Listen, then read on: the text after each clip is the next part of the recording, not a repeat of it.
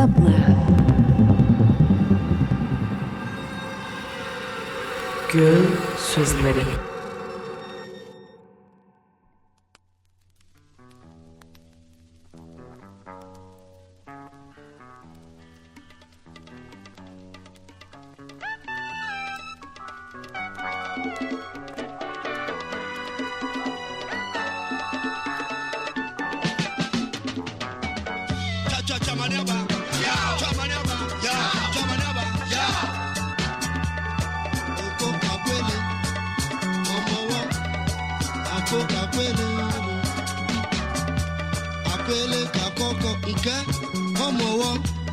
Homowo be eshelo Homowo wo fa wa e Homowo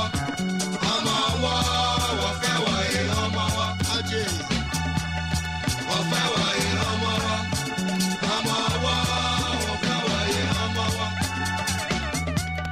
wo fa wa e Homowo be la she wo fa wa e Homowo oh nke ya wo e Homowo ya Homowo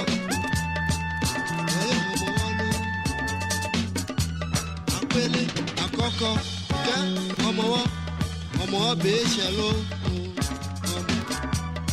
wọn fẹ́ wáyé ọmọwọ wọn fẹ́ wáyé ọmọwọ wọn fẹ́ wáyé ọmọwọ wọn fẹ́ wáyé ọmọwọ wọn fẹ́ wáyé ọmọwọ bẹ́ẹ̀ ṣe wọn fẹ́ wáyé ọmọwọ. Welcome back to another episode of gtalks Radio at New Ink.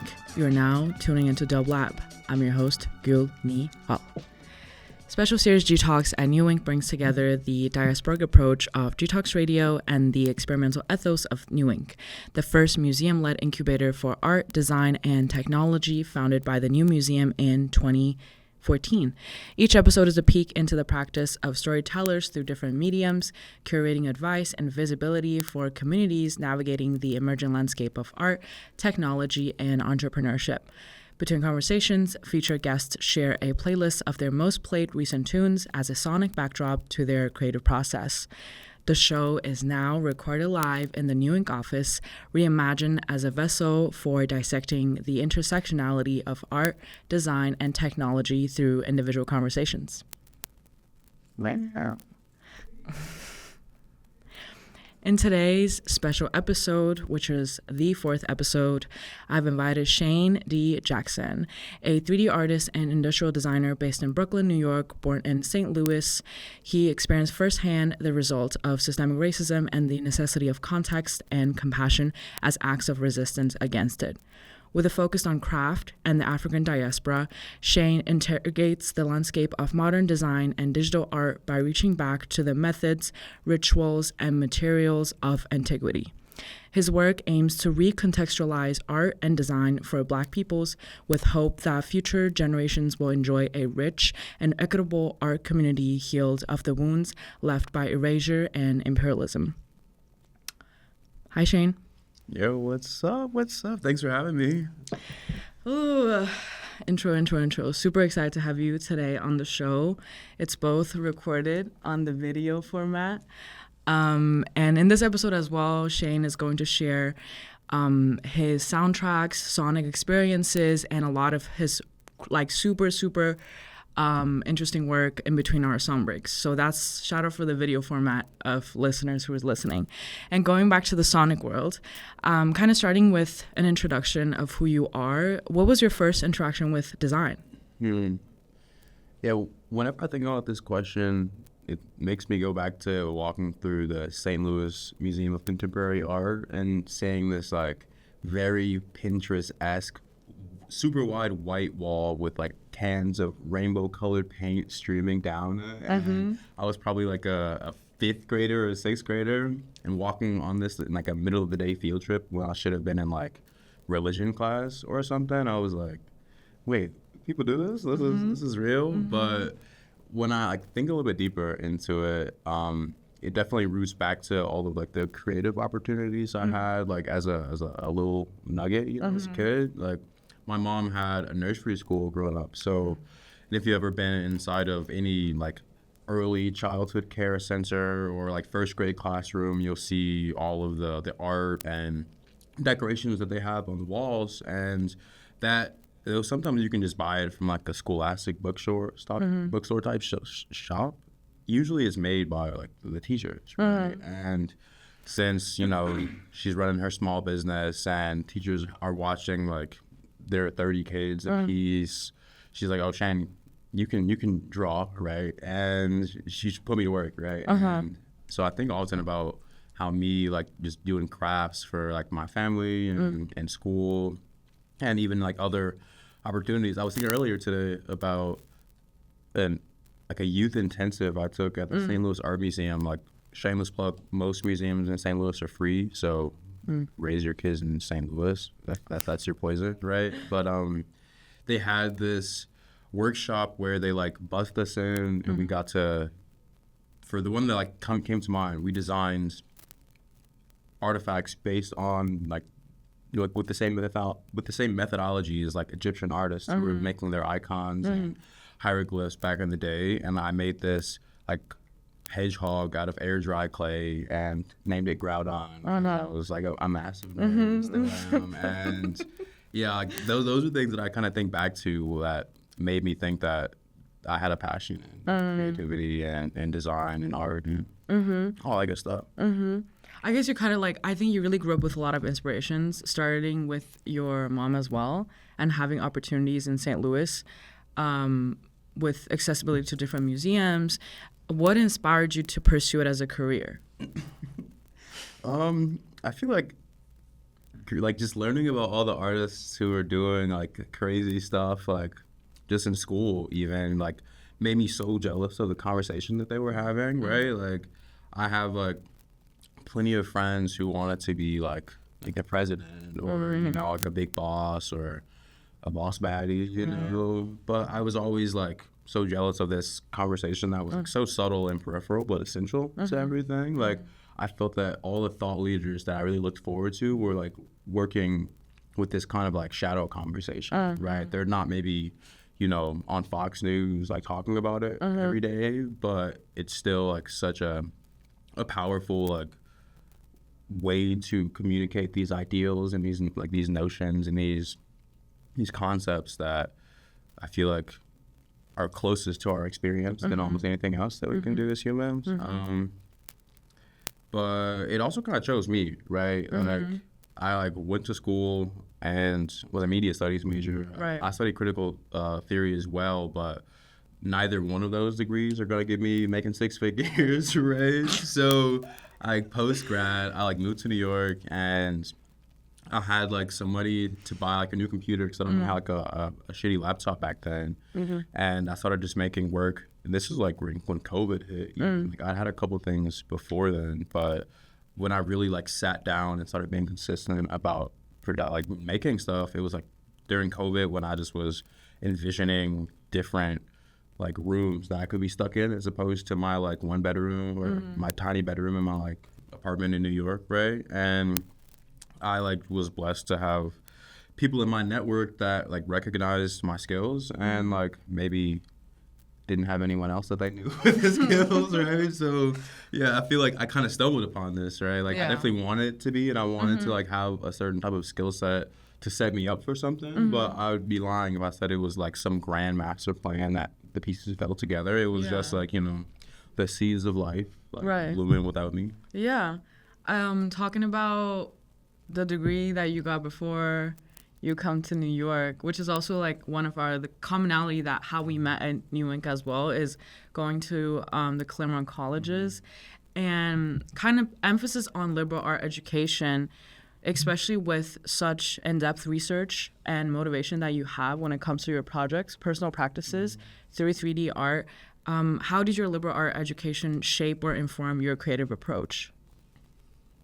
Yeah, I kind of like what I just said. Like, it gave me no like direct out, right? Like there was no like consulting that I could go into, right? Or there was no like finance gig that's gonna be like, oh, this guy, he knows a lot about like the critical movements of Black and brown peoples in the U.S. We should hire him at McKinsey, right? But that wasn't one of my goals to begin with, but just, you know, just a little joke there for anyone who likes to laugh. I'm sorry.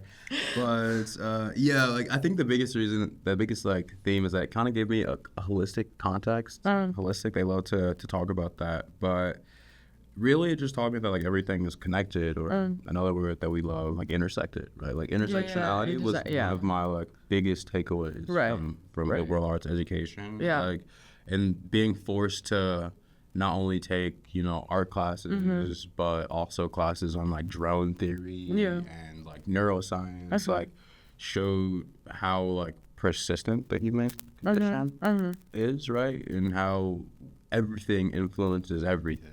Like, whether I'm, like, in, like, calculus or intro to digital art, right? Like, it's all so webbed that, yeah, I really think that it's, like, such a benefit to go to a liberal arts school. It's such a blessing, even though, you know, like, any institution, they can have their woes and, like, annoyances. But to feel so nebulous with what I was learning and feel so connected to so many other fields, like, really just, I feel like, put me in this mindset that skill A and skill B, though they may seem incredibly different, you can use them, you know, these things are transmutable, right? Yeah, and then I guess, like, one of the things that for me means the most is that it kind of laid the foundations for critical theory for me. Growing up in St. Louis, I definitely experienced a lot of things firsthand, right? A lot of, like, systemic racism, a lot of microaggression, but I didn't always have the language to express what was going on for me. I didn't have the, you know, this, I feel like sometimes you could feel like you're starting from the ground, right? But there's this wealth of knowledge that before I didn't even know existed, or at least, like, knew existed but didn't know how to access it. But post, like, going to my university, my college, like, it was provided to me, right? And I had, like, amazing faculty there who worked through, like, the oppressiveness of the institution to make sure that we were given this and provided this new frame of thinking and broadened frame of thinking. And that was really important to me, and I feel like I would definitely want my kids, if they ever exist, to do something similar, right? When did you first get kind of involved with, like, 3D art? Was it already in your early education at, like, liberal arts college, or later down after you moved to New York? That's a good question. Yeah, that's, like, the downside of going to liberal arts school, though, is that we don't really have much technical at all. Maybe, like, if you're at a school that's not the 5 Cs, you have a little bit more access. But my first meeting with 3D art really came from wanting it, right? Like, we had, like, Photoshop and Illustrator courses. I took them at, like, Scripps College and something like that. But I remember downloading Cinema 4D and Blender kind of at the same time while I was abroad, and watching a couple tutorials, opening the apps on my, like, crusty MacBook and completely turning it off. I was gonna say. Then to explode, right? And I think it took me, like, a year of, like, loosely watching YouTube tutorials before I even felt comfortable, like, doing anything. And that's not to say that you need to do that by any means, but I just am, like, you know, mind my business abroad with barely any Wi-Fi. Like, let me wait till I get back to the U.S. to do this. But then when I got back home the next semester, I had these things already downloaded. I had some, like, prior knowledge just from my, like, tidbits of research, and it gave me some confidence to, like, try some super rudimentary things. Also, I had this, like, skill in, like, digital art that my friend, and kind of going back to, like, my network, right? Like, forcing me into this role. Like, I had a friend who was like, "Oh, Shayn, can you, like, make us a logo or something?" The question that haunts me to sleep every night, right? But I was like, I can do something better. I can't make you a logo, but I can make your logo spin, and I can throw a little grapes jiggling animation in there as well. And from that point on, I just was like, okay, I can do this. It's fine. And then the next semester, or maybe, like, a semester or two afterwards, my, like, senior year, my last semester, they finally taught an intro to 3D class at my school, or at Scripps, and I took it naturally, right? But I was really close with a teacher because I'd taken like a lot of her classes before, or 2 of her classes before, and she was like, "Do you want to TA this class like for free while you also take it?" I was like, I mean, sure, okay, but yeah. So that's really how I got started, right? Just diddling around in it, and then slowly building up that confidence, and then. Yeah. Would you say you were like also interested in the medium, like the visual aspect of it? Oh, for sure. For me, like, it always felt like the most free way of expression, right? Of like, like sustainably prototyping things. Yeah. I can like envision something and bring it to life. And unlike Picasso or someone, I can like spin it around, right? But yeah, it just felt like such a cool way to like work from nothing, right? Like, and as someone who didn't have access to, tons and tons of resources growing up, like it felt like if I could just do this on the computer, I wouldn't have to worry about, finding a way to do it in real life. And then once it's there, I can move forward from that in whichever way I decide to, and that ended up, leading to me wanting to bring it off the screen, which is why I ended up doing like industrial design. But yeah, it just felt like it was like the way. Like I could do it from like animation to architecture, and not only provide a potential career for myself, but then also still be an artist, but without having to like completely put all my eggs in the basket of my practice. Yeah, I think it's a really versatile toolkit when it comes to 3D modeling. And I know you mentioned a lot about resources like accessibility when it comes to learning as well, whether it's like school offered or just finding it on your own when it's like equipment required as well because of how much space it takes up. What has been the learning experience for you? How have you been navigating that when it comes to new tools and like, the ways that you like, I don't know, applying the texture and whatnot? Yeah, like shit is hard. Not gonna lie, it's not for the faint of heart. I think it's just like when you're getting into like this kind of workspace, it's just kind of unlike anything you've done before, right? Unless you like have an experience in CAD or like some type of engineering or STEM, and even that, like it's not exactly window and transferable. But yeah, I feel like I like to think of myself as like this like intrepid, like autodidactic, fast learner, but like these are like super technical skills that require like immense amounts of patience and iteration and like perpetual observation. Like I feel like I always wanted to be an illustrator, so I often frame things in that sense. Maybe one day still will be an illustrator if I get good at some point, but it's just like looking and seeing and knowing that can relate to what you're trying to make the next day, right? Like, I feel like you don't wake up with all of this information in your head. You have like a lifetime of experience of like absorbing it, but maybe you can't even really tap into it until you realize it, right? And that goes back to what I was saying about like illustration, really. If I'm like thinking of like modeling this microphone right here, I can look for a bunch of images online from every single angle and then like, put that together in 3D. But I've also like seen a microphone, I've touched one, right? And from those I can kind of make this 3D like illustration of it just based off of like the life that I've lived and the experiences that I've had. But that itself you can only really access after, practicing and iterating. But yeah, it's accessible for sure, but it's hard.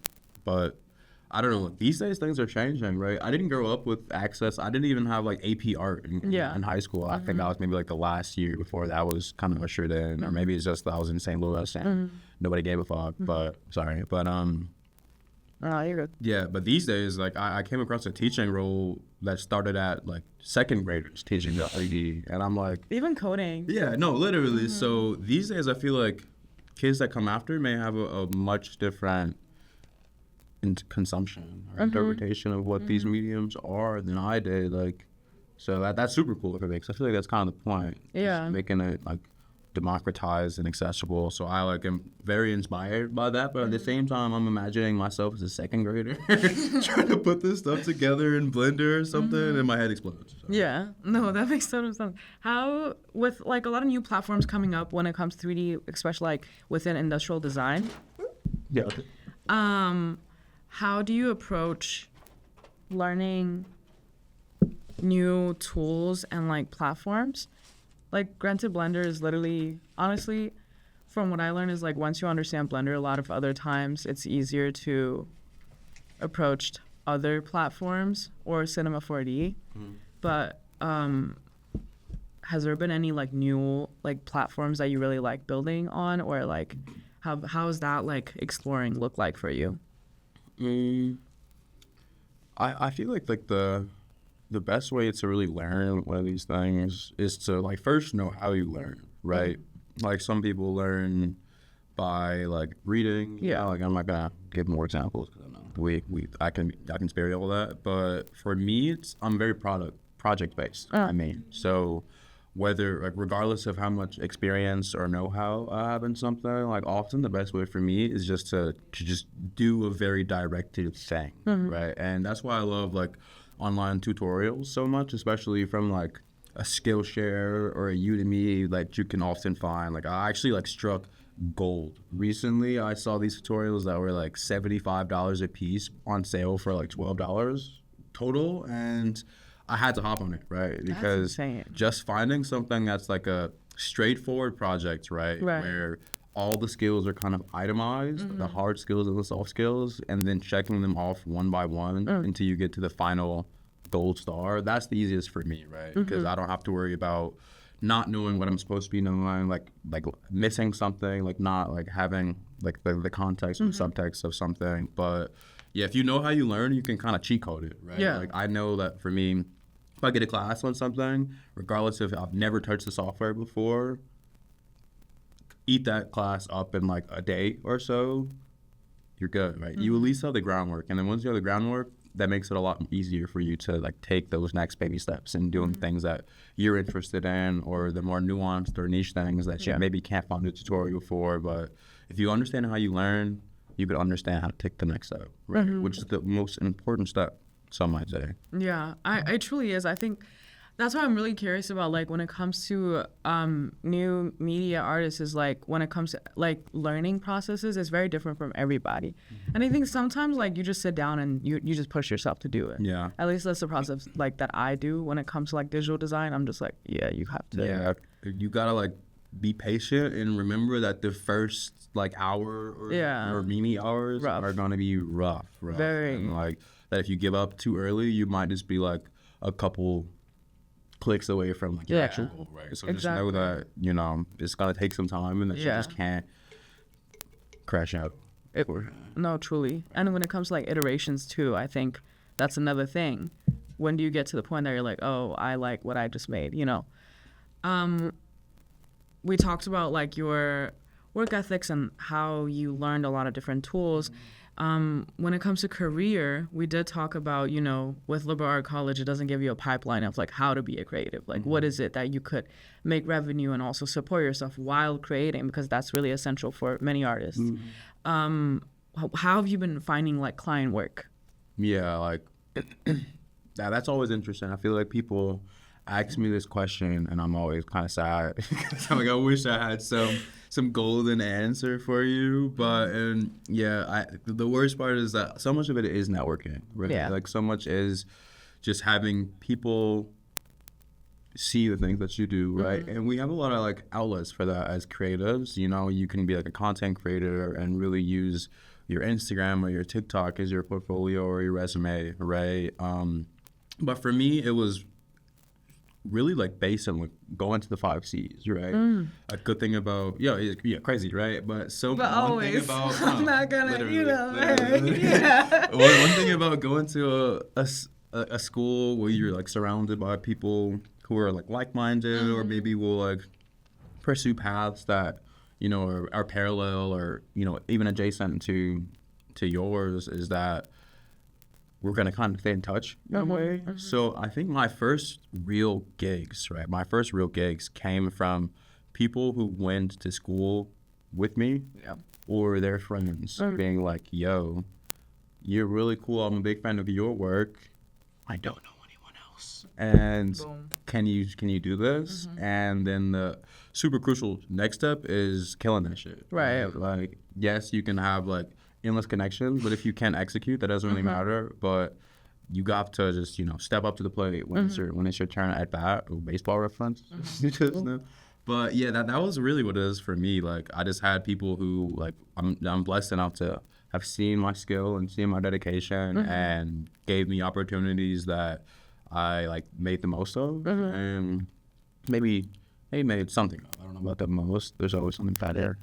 Oh my God. But no, yeah, that's what it is for me. Just, and then as my career has progressed, it has been some client outreach, right? But a lot of that is just like keeping a finger to the pulse and who's looking for contractors, who's looking for freelancers, and who's looking for staffers. Yeah. Right? Like, I have someone in my network that I've been like friends with for a while now, and they've been floating like thoughts of like pulling me onto their team at their startup, right? But that wouldn't have come if I like hadn't stayed in touch, hadn't kept progressing on my own ends and like had my own goals that people see and extrapolate and can understand that I can do work for them as well, and we can work together. But yeah, unfortunately, it's networking and consistency, which it's a tough one. Yeah, I think, but it's really important. Like, I think consistency for sure when it comes to like your artist expression, like your projects too. That's how you prove that you're worth, like, not even,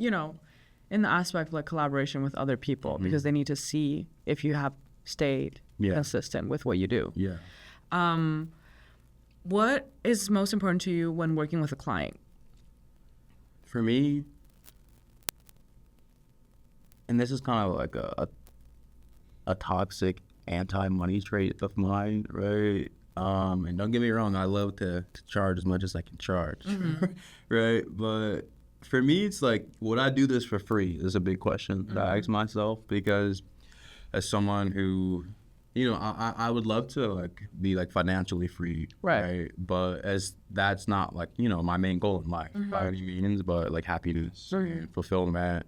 It's hard for me to do something even if I'm making like way more money than I should be, or way more money than I'm used to making. Like, it's still hard if it doesn't feel worthwhile to me, right? Like, so a lot of the projects that I take, it's just maybe like a blessing that I'm afforded, right? Is I'm like willing to do this for free, but they're paying me like also, right? And if I can take like a billion projects like that, even if I'm not making like a crazy amount of money, like, it feels satisfying and fulfilling, because one, it's like still like an expression of skill, right? Like, I'm still doing something that at the end of the day I can add to my portfolio. It can help me get more clients in the future. And then two, it's like, if it's like for like someone reached out to me literally like a couple of days ago asking me what my rate was for for my services, and I looked at like the page, and they'd like found me through some work that I'd done for a friend for free, right? For their like Black owned like natural hair care. Oh, that's the brand that you always post about. Yes, it is. And name drop. Get slick. Everyone go buy it. The conditioner just dropped, and they're looking for people to ship it to. Absolutely. But yeah, I did that for free because that's one of my closest friends, and I love her mission, right?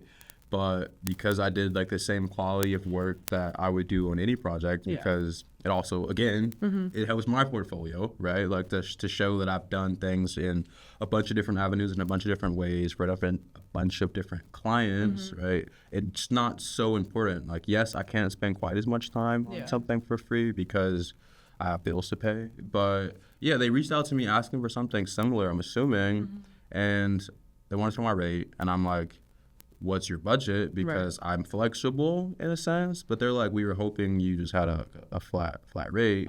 And I'm like, oh, you kind of missed your blessing right there, because if I gotta tell you like a flat rate, I have to tell you something that like makes sense, right? But like for me, like I would have loved, because they also work at hair care for Black people, and so much of my mission is to like bring visibility and compassion and context to people in the diaspora, Black people of color. So sometimes like a project like that is so much more fulfilling to me than like some random stuff that someone is like, okay, we have money right now, please do this, please do this. I'm like, yo, I don't know, but yeah, so yeah, is it worthwhile? That's just the main question that I ask myself. And if it's like something that matches my vision or someone that I, you know, like there are many ways to negotiate this payment. Right?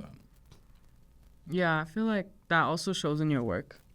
Shows in your personality to honestly like who you are. I think you could definitely see it through your work and how you work with people.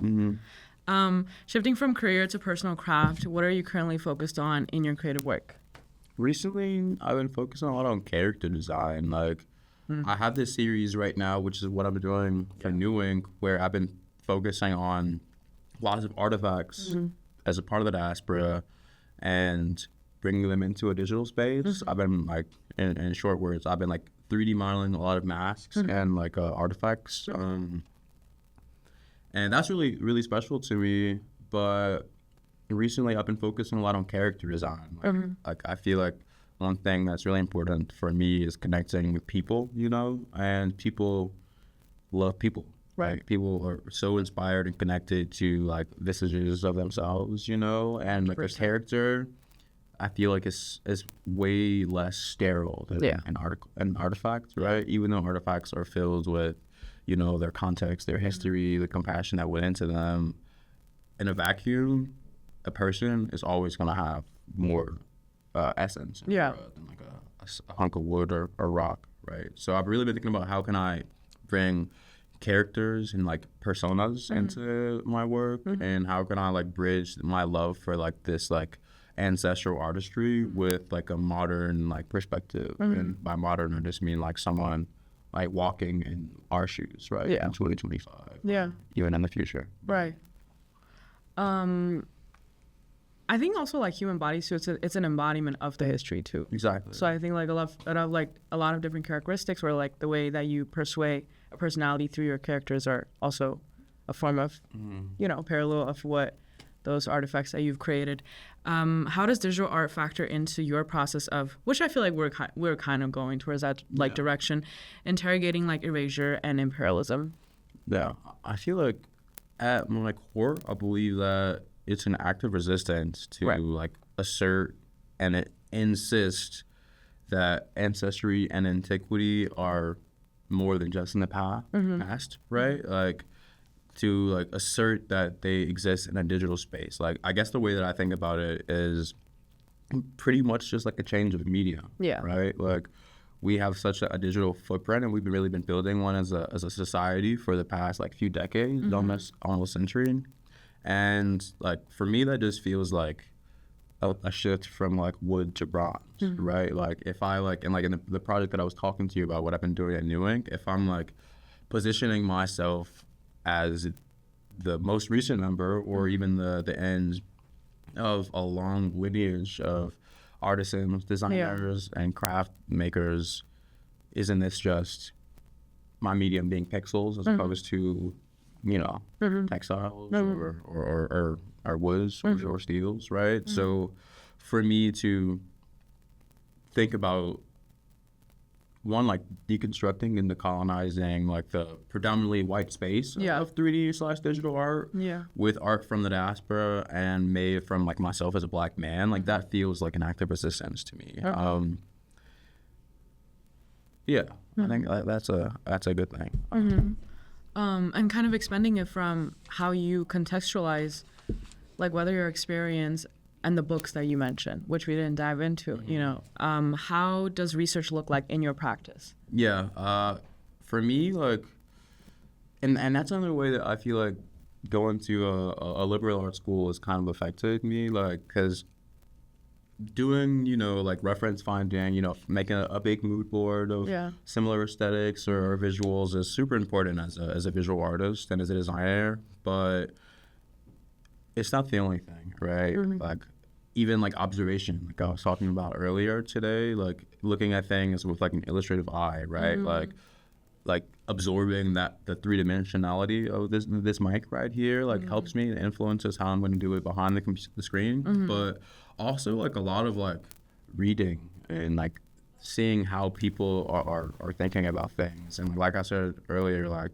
sometimes it can feel like you're starting from ground zero, but there's so much information out there, so much knowledge. I like actually started a book recently that one of the people in my cohort put me onto for New Ink. And I brought it. So this isn't a plug for the author, but I can't remember the name of it right now. But it's like Unthinking Imperialism. Let me just grab it real quick. Yeah.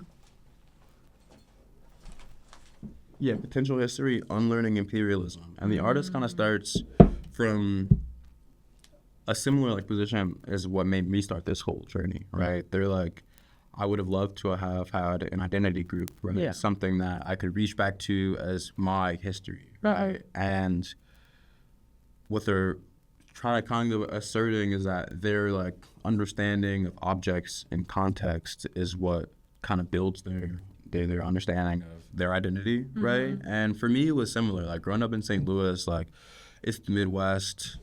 I'm like, you know, always seeing like in the media, like Paris, Japan, and people who have like history that goes back centuries, right? And you know, I love Black culture. I love my people. I love where I've come from, and all of the people that like put me to where I'm at right now.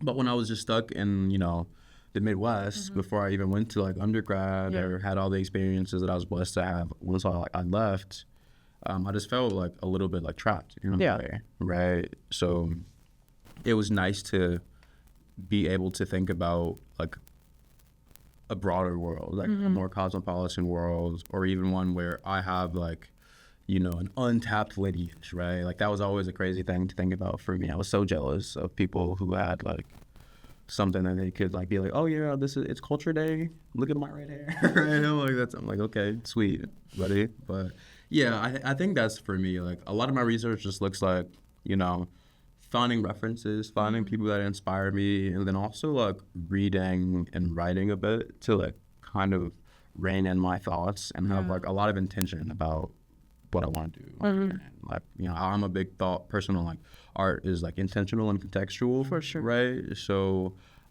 if I can, right, I want everything to have some type of significance, even if it's just like something super passing, right? That's big for me, I guess I'll say.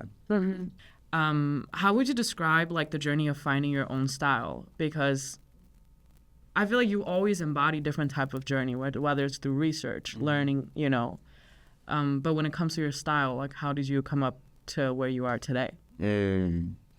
I feel like I'm definitely still searching for style, honestly. And maybe that's just me being like Shayn's like number one nitpicker, right? Like I feel like I couldn't really tell you that I have a style right now, which like comes counter to everyone like that always asks me this question, right? Always, as if there's like more than 3 people, right? But no, yeah, I feel like people can see my style, but I can't see it yet. So right now, I'm kind of on a journey of trying a bunch of different aesthetics to really find what I like the most. Even like, I used to think that style was like something that like intrinsically like blossomed and like said so much about you, right? Which I still think in many ways, but I kind of didn't really think about the fact that it could just simply be like how you like doing things the most, right? Like I would fixate too much on this is how someone sees the world and be like,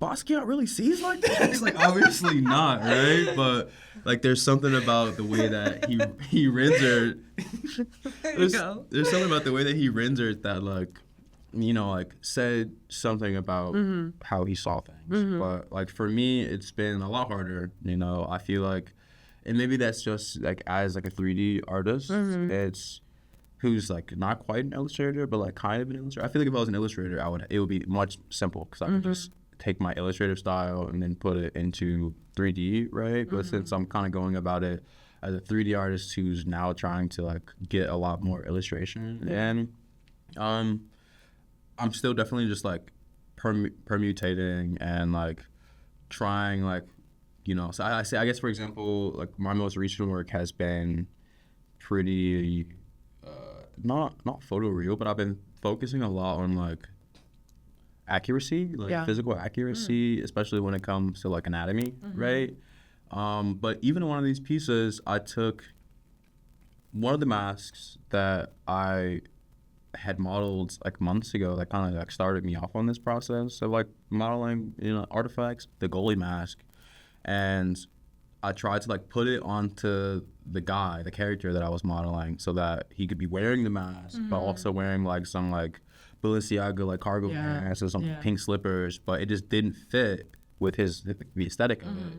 So because I'd like already knew like the breakdown of like all the forms and shapes that make up the mask, it was pretty easy for me to like chibiify it, right? Or like make it into something like more cartoonish. And so that's kind of been what I've been up to recently. Like if I like start from like the most accurate, like how can I like reduce this and concentrate this into something that like still like says what I want it to, but also fits and is more playful in some ways. So yeah, I'm definitely still finding my style, but if anybody sees my style, let me know where you saw it, because I'm really interested in that as well.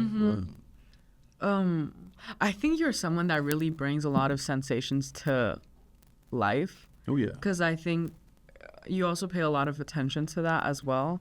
Because I was, doing my research on your like projects, and I'm like, whoa, like when you say how Basquiat see the world, I was like, wow, Shayn really sees the thing. Because I think there's a lot, like sensibility when it comes to like how sensitive you are to certain things is different for people. And I think you have a really special set when it comes to texture and like the environment of your work.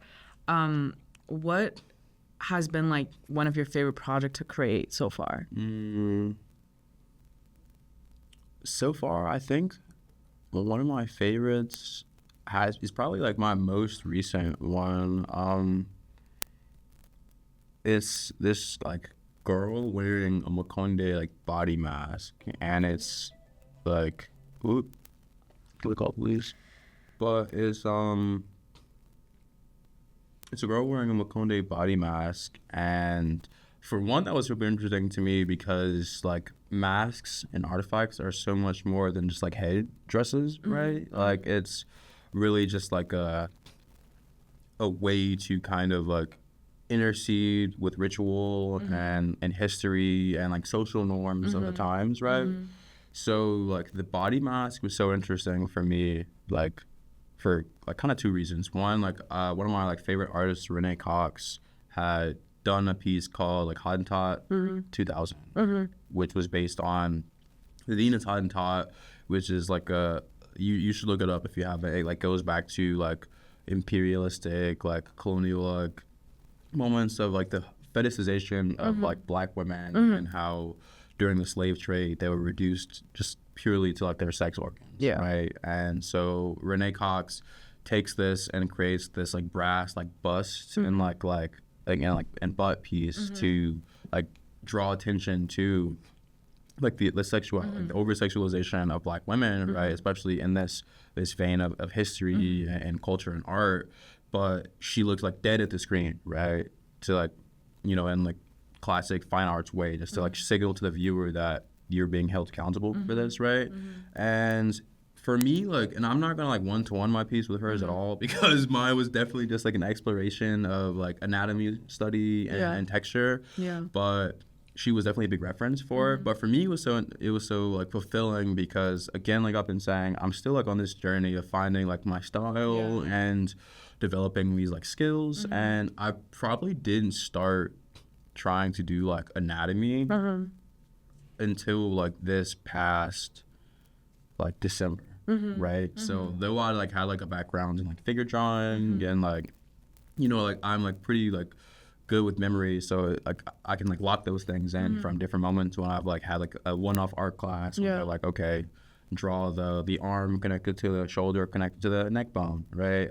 I can hold those things in, but it was super fulfilling to me to finally like sculpt it, right? And to do the thing that all the people that I was so jealous of who had these skills from like Instagram, but just other artists who were super amazing.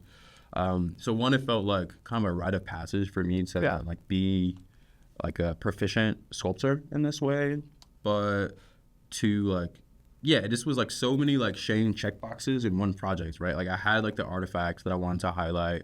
I had the new skill of like this technical, like anatomical, like, you know, like capacity that I had just like proven to myself that I could do consistently. And it was the second one that I'd really done like that.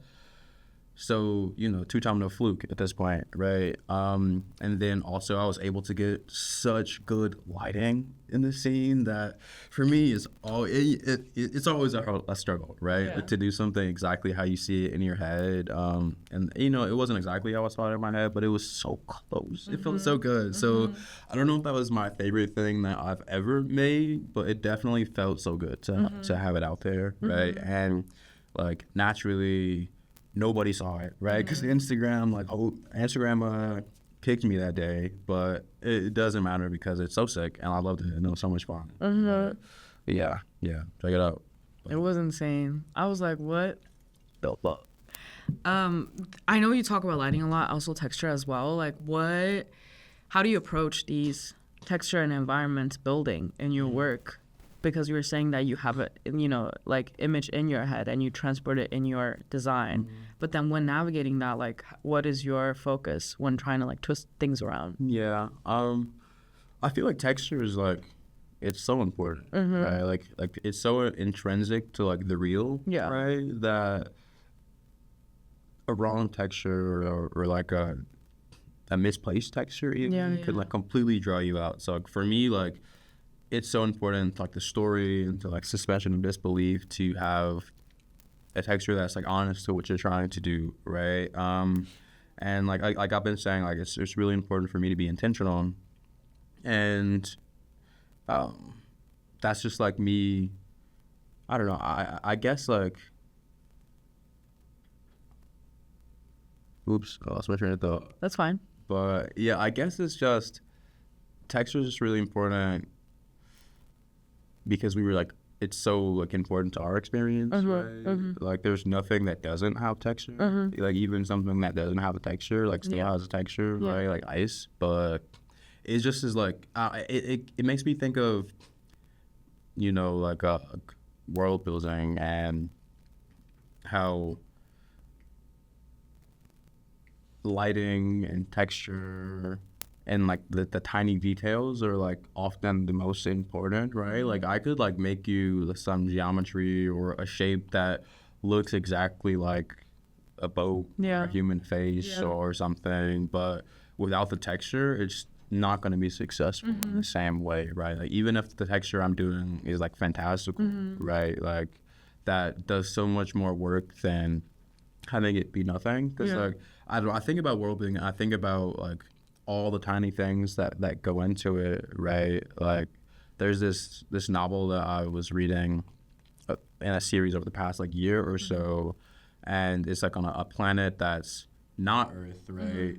But even down to like the tiniest bugs, you can tell that they're affected by like the weather patterns of the world and how they've evolved in a way that is different than, you know, how things have evolved on Earth, but in a way that just makes sense, right? And I feel like making sense, even if it's something like nonsensical, like it's still so important, keeping someone invested, right? So for me, like, a texture on something is like, it's critical because that like is the story of it, right? It's like, what material is it? Like, what does it feel like to touch? Like, do I even want to touch this? Right?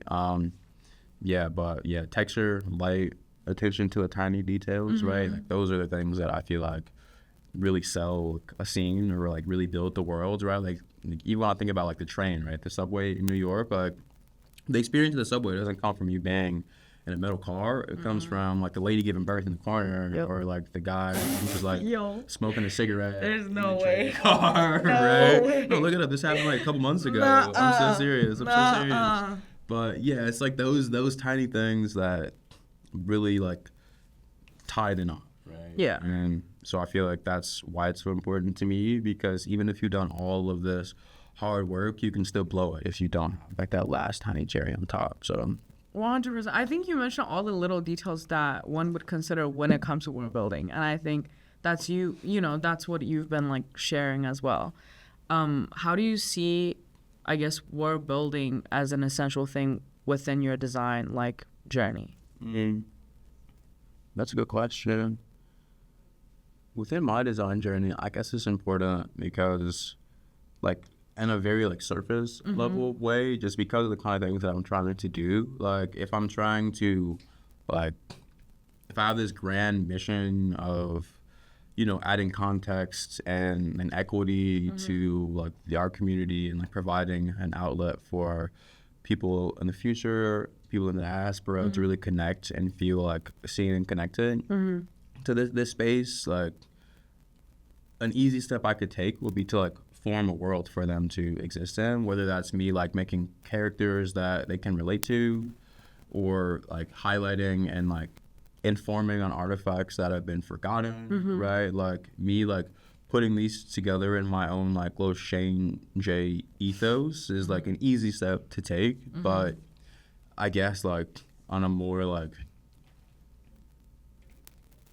you know, soft way, like a more nebulous way, it's important because that's what like style is all about, right? Truly. Like you're operating under your own premises, Yes, your yes. own world. So for me, as someone who like is desperately in search of a style and really sees that as like an important thing to like one set you apart as an artist, but then like cement yourself in history as like unique and individual, right? World building is important because without having my own like, you know, design language or family of objects or however you want to put it, what unites the things that I'm doing besides that I'm just the one that made them. And sometimes that's enough, right? Like I don't think that there's any like grandiose like God-given premise, but well, maybe not that way, but I think it's definitely important to like understand and see and like exist in your own space, right? And not be at the whims of the Instagram commenters For who sure. tell you that this character shouldn't be black, or something even as simple as that. Yeah. Then I think moving on to like the next question and kind of bring it together of everything that we talked about. What does being a designer mean to you? For me, being a designer, I guess it's like access, but without like excess. You know, like I have an ability to like shape my reality, right? And I can like decide with knowledge how I want to go about this, right? Like I don't have to, you know, trial and error a bunch of times. And then maybe this is like explicit as like a 3D artist, right? But I don't have to, you know, like waste a bunch of like natural resources to come to a conclusion, right? I can play around with it in a digital space and then take those next steps, a little bit more info. But yeah, being a designer really just feels like taking like agency of my own world, right? Like even if it's as simple as me printing like a 3D printed like hanger for my apartment, right? Like, you know, we're all in New York, like, you know, making bang for our buck and it's our tiny apartment. So it's like just taking that into my own hands and, you know, problem solving and like world building, like you said, and just like forging this path for myself that is like, you know, important to me. Yeah, that's a good question. You know, what is next for you? Next for me, I'm trying to do some projects. I'm trying to like really like put myself out there in a way that is hard for me. You know? Like I'm big on the research and the execution, but I'm very, very small on the, you know, put my face forward and show. So I'm trying to get a lot more comfortable like being an artist and considering myself an artist and designer. And then also I want to make like some experiences, right? Like I feel like all of these tools that I've been acquiring have been leading me deeper and deeper into this digital space. And now I'm like realizing that I don't need to be connected to like just one of these, right? I don't need to just be like a 3D artist and then feel trapped because how can I like sculpt or render something fast enough or that like fingers the pulse of whatever I'm trying to like tap into. Like, so moving forward for me, I'm trying to get like deep into the back, like move from, you know, like I do a lot of like architectural like product design. But like, move from that to like game design and bring my characters from like larger than like your Instagram screen, but something that we can all like experience and share in, and also like take up some space in some places. Yes, yes. 100%. Yeah. So yeah, that's next for me. Yeah, I have some big plans. Just cross fingers that everything still, stays according to plan, I guess. And if it doesn't, that it's in a way that still eats. It truly is. What is that saying? Every step back is something for your next comeback or something like that. I use that a lot. I'm like, well, didn't work out this time. It will some other ways. It will some other ways, truly. Well, thank you so much for tuning in so far with the special guest that I have today, Shayn D. Jackson. A kind of like exit outro in some ways. If you want to get connected with Shayn, where could we find you or your work? You can find me at Shayn Ja on Instagram, ShaynJa, and sometimes on TikTok too. But if you want to reach out, ShaynJ.com, always ShaynJa. Perfect. Thank you so much for joining me. Thank you for your time. Amazing conversations. See you soon. Thanks for the invite. Hey, gtalks. Turn out. Oh my goodness, we're done. Cut the camera. That was super good. Said this bitch won't roll my weed up. She move fast like cheetah. Her first smell is reefer. Her best friend named Keisha. Told twin Uzis, call my Nina. You better watch your knees. I need roll my Doja fever. Run out of car with no lease. I met that boy so he can't even speak. I know my data ain't cheap. Down at that Gucci, then shop off a leap. Her best friend named Keisha. Told twin Uzis, call my Nina. You better watch your knees. I need roll my Doja fever. Run out of car with no lease. I met that boy so he can't even speak. I know my data ain't cheap. Down at that Gucci, then shop off a leap. Shut up and let me got squeezed. I was tryna fuck on the teacher for good grades. But bitch, I'm a diva. You gotta give me my piece. Better than go take a knee. You a bitch nobody needs. They got in trouble, they tease. Yeah, you know they paying a fee. Shorty, you jump out her feet. No, you ain't talking to me. Said this bitch won't roll my weed up. She move fast like cheetah. Her first smell is reefer. Her best friend named Keisha. So twin Uzis, call my Nina. You better watch your knees. I need roll my Doja fever. Run out of car with no lease. I met that boy so he can't even speak.